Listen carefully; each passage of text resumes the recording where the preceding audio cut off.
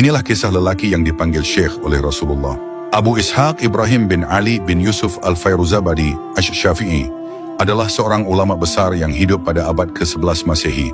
Ia lahir di Firuzabad, wilayah Fars yang kini termasuk dalam Republik Islam Iran. Sejak muda ia dikenal tekun menuntut ilmu, hingga akhirnya menjadi salah satu tokoh terkemuka dalam mazhab Syafi'i.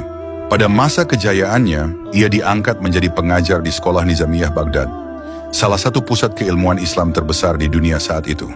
Di sanalah ilmunya menyinari banyak murid dan menginspirasi para pencari ilmu dari berbagai penjuru negeri. Karya-karyanya dalam bidang fikih mazhab Syafi'i sangat dihormati. Salah satu karyanya yang paling monumental adalah Al-Muhadzab fi Fiqih Al-Imam Asy-Syafi'i. Kitab ini menjadi rujukan utama para ulama fikih dan telah disyarahi oleh banyak tokoh setelahnya. Selain itu, ia juga menulis karya lain seperti At-Tanbih, An-Nukat, Al-Lumar, At-Tabshirah, Al-Mulakhash, dan Thabaqat Al-Fuqaha. Selain keilmuannya, Abu Ishaq juga dikenal sebagai pribadi yang rendah hati, zuhud terhadap dunia, dan gemar membantu sesama. Di balik kemasyhuran dan kedalamannya dalam ilmu, ia tetap menjaga kerendahan hati. Ia tidak hanya mengajarkan ilmu, tetapi juga meneladankan akhlak mulia. Suatu malam, ia mengalami mimpi yang sangat membekas dalam hatinya. Dalam tidurnya, ia melihat Rasulullah bersama dua sahabat agung, Abu Bakar As-Siddiq dan Umar bin Khattab. Betapa terharu dan bahagianya ia saat menyaksikan wajah mulia mereka. Dalam mimpinya, ia mendekat dan berkata kepada Rasulullah, "Wahai Rasulullah, aku telah mengumpulkan banyak hadis dari para ulama tentang engkau. Maka izinkan aku mendengar langsung sabda dari engkau agar hatiku berbahagia di dunia dan akhirat." Rasulullah Shallallahu Alaihi Wasallam lalu menyampaikan pesan khusus kepadanya. Yang membuat Abu Ishaq terharu adalah bagaimana Rasulullah menyapanya dengan panggilan penuh kehormatan, "Wahai Syekh." Ia terbangun dari tidurnya dengan penuh rasa syukur dan langsung bersujud kepada Allah. Baginya, sapaan Rasulullah itu adalah anugerah terbesar dalam hidupnya. Keesokan harinya di hadapan para muridnya, Abu Ishaq menceritakan mimpi itu dengan penuh haru. "Sungguh Rasulullah Shallallahu Alaihi Wasallam telah memanggilku dengan sebutan Syekh." Abu Ishaq Asy-Syairazi wafat di Baghdad pada tahun 476 Hijriah. Kepergiannya ditangisi banyak orang. Syalat jenazahnya bahkan dilakukan 2 kali karena banyaknya pelayat. Gelombang pertama dipimpin oleh khalifah, sedangkan gelombang kedua dipimpin oleh sahabat dekatnya. Ulama besar ini pun kembali kepada Allah dengan membawa warisan ilmu dan keteladanan yang terus dikenang umat hingga hari ini. Inilah kisah Bayat Ar-Ridwan yang diabadikan dalam Al-Quran. Pada tahun ke-6 Hijriah, Rasulullah Shallallahu Alaihi Wasallam bersama sekitar 1.400 sahabat berangkat dari Madinah menuju Makkah untuk menunaikan umrah. Namun ketika tiba di Hudaybiyah, mereka tertahan oleh kaum Quraisy yang menolak memberi izin masuk. Rasulullah kemudian mengutus sahabat Utsman bin Affan untuk bernegosiasi dengan Quraisy. Namun Utsman tak kunjung kembali. Beredar kabar bahwa ia telah dibunuh oleh pihak Quraisy. Kabar ini membuat kaum muslimin sangat marah dan gelisah. Melihat situasi ini, Rasulullah bersabda, "Kita tidak akan pulang sampai urusan ini selesai." Beliau mengajak para sahabat untuk menyatakan ikrar setia. Maka terjadilah sebuah peristiwa agung di bawah sebuah pohon yang dikenal sebagai Bayat Ar-Ridwan. Para sahabat berdatangan satu persatu untuk membayat Rasulullah, menyatakan kesiapan mereka menghadapi apapun, termasuk perang, jika benar Utsman telah dibunuh. Dalam bayat ini, para sahabat berjanji tidak akan mundur atau melarikan diri apapun yang terjadi. Jabir bin Abdullah menegaskan, Rasulullah tidak membayat kami untuk mati, tetapi untuk tidak lari dari pertempuran. Orang pertama yang membayat Rasulullah saat itu adalah Abu Sinan Al-Asadi. Seluruh sahabat pun mengikuti, kecuali seorang bernama Al-Jad bin Qais dari Bani Salamah. Jabir menceritakan bahwa ia melihat Al-Jad bersembunyi di balik untanya agar tidak terlihat dan tidak ikut bayat. Tak lama kemudian, ternyata kabar terbunuhnya Utsman adalah tidak benar. Namun momen bayat tersebut telah menunjukkan betapa besar kecintaan dan ketaatan para sahabat kepada Rasulullah Sallallahu Alaihi Wasallam. Peristiwa ini begitu penting hingga Allah Subhanahu Wa Taala mengabadikannya dalam Al-Quran. Sesungguhnya Allah telah ridha terhadap orang-orang mukmin ketika mereka berjanji setia kepadamu di bawah pohon. Bayat Ar-Ridwan menjadi lambang kesetiaan sejati para sahabat kepada Rasulullah Sallallahu Alaihi Wasallam dan titik balik yang mengantarkan kaum muslimin pada perjanjian Hudaybiyah yang kelak membuka jalan menuju Fathu Makkah. Inilah kisah para wanita yang menjaga kota Madinah saat perang Uhud. Ketika Nabi Muhammad SAW dan para sahabat berangkat ke medan perang Uhud, beliau meninggalkan keluarga beliau di Madinah, termasuk istri-istri beliau dan bibi tercinta, Syafiyah binti Abdul Muthalib. Mereka ditempatkan di sebuah bangunan perlindungan yang disebut Fa'ari, yang berada di samping Masjid Nabawi. Untuk menjaga mereka, Rasulullah menugaskan Hasan bin Sabit, seorang sahabat yang dikenal sebagai penyair Rasulullah dan bukan seorang prajurit. Pada saat pasukan kaum muslimin sedang bertempur di medan perang, seorang laki-laki Yahudi terlihat sedang memanjat bangunan tempat para wanita berlindung. Syafiyah yang melihat kejadian itu merasa khawatir dan segera meminta Hasan untuk menghadapi orang tersebut. Ia berkata, "Lihatlah orang itu, datangi dan bunuh dia." Namun Hasan menjawab dengan jujur, "Aku tidak bisa berkelahi." Syafiyah terus mendesaknya, tetapi Hasan tetap menolak. Ia berkata, "Kalau aku bisa bertarung, tentu aku sudah ikut berperang bersama Rasulullah."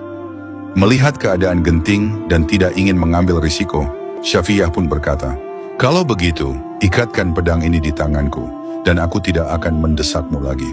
Hasan pun mengikatkan pedang itu ke tangan Syafiyah.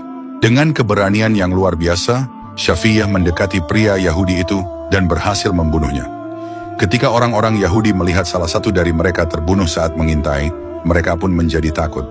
Mereka saling berkata, "Kita keliru mengira bahwa Muhammad meninggalkan keluarganya tanpa penjagaan."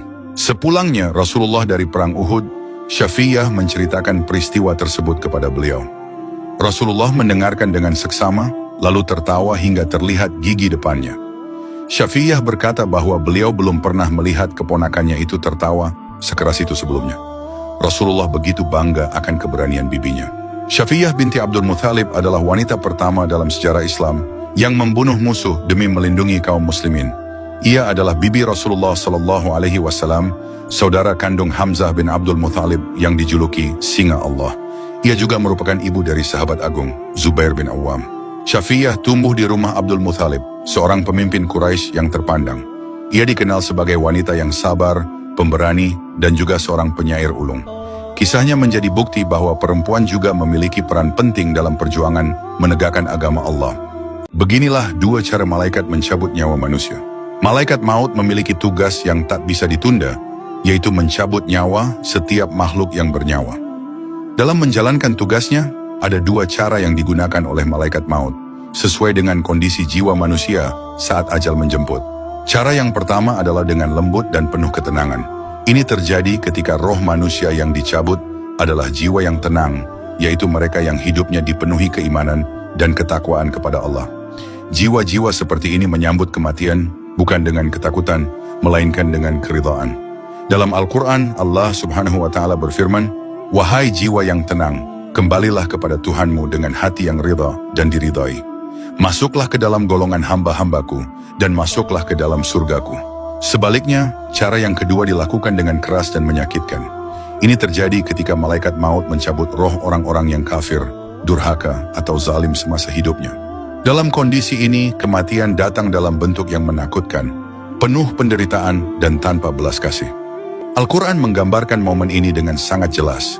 Sekiranya engkau melihat ketika orang-orang yang zalim sedang berada dalam sakaratul maut, para malaikat memukul mereka sambil berkata, "Keluarkanlah nyawamu. Hari ini kalian akan dibalas dengan azab yang menghinakan, karena kalian berdusta atas nama Allah dan menyombongkan diri terhadap ayat-ayatnya." Dalam ayat lain, Allah Subhanahu wa Ta'ala juga berfirman tentang dahsyatnya pencabutan nyawa orang-orang kafir. Sekiranya kamu melihat ketika para malaikat mencabut nyawa orang-orang kafir, mereka memukul wajah dan punggung mereka sambil berkata, "Rasakanlah siksa neraka yang membakar." Saat malaikat maut datang dan mengabarkan bahwa ajal telah tiba, seseorang akan terkejut hingga tak sadarkan diri. Inilah yang disebut sakaratul maut, kondisi antara sadar dan tidak, ketika tubuh melemah dan roh bersiap meninggalkan raga.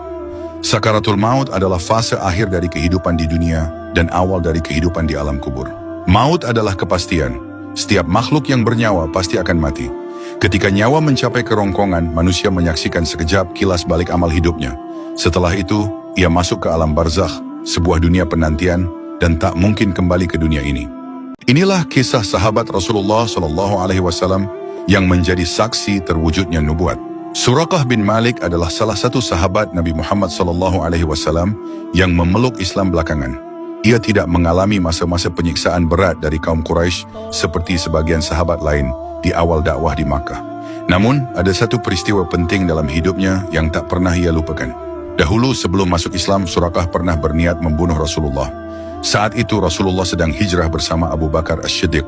Terdorong oleh iming-iming hadiah 100 unta betina dari kaum Quraisy, Surakah mengejar mereka di tengah padang pasir.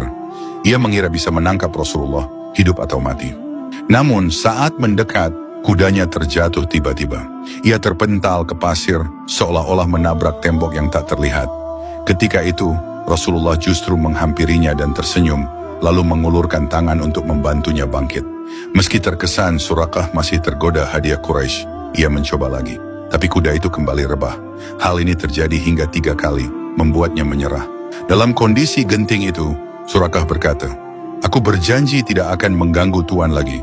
Tapi mohon, bila nanti Tuan dan agama Tuan menang, berikan aku jaminan keselamatan."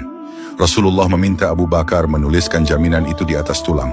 Sebelum berpisah, Rasulullah berkata, "Wahai Surakah, bagaimana pendapatmu jika suatu hari engkau mengenakan pakaian kebesaran Raja Persia?" Surakah tercengang. Persia adalah kekuatan besar dunia. Mana mungkin seorang lelaki desa sepertinya mengenakan baju kebesaran Raja Persia? Ia hanya tersenyum dan kembali ke Makkah. Tahun demi tahun berlalu. Rasulullah membuka kembali kota Makkah, lalu wafat beberapa bulan kemudian. Surakah yang telah memeluk Islam turut serta dalam misi pembebasan Persia. Dalam perang Qadisiyah, pasukan Muslim yang dipimpin Sa'ad bin Abi Waqqas berhasil mengalahkan Persia. Harta rampasan perang pun dibawa ke Madinah. Di hadapan umat, Khalifah Umar bin Khattab memanggil Surakah. Dengan penuh wibawa, ia menyuruh Surakah mengenakan gelang emas, jubah kebesaran, dan mahkota Raja Persia. Umar memandangi Surakah dari ujung kepala hingga kaki, lalu berkata, "Masya Allah, alangkah gagahnya anak desa Madlaji ini memakai pakaian raja."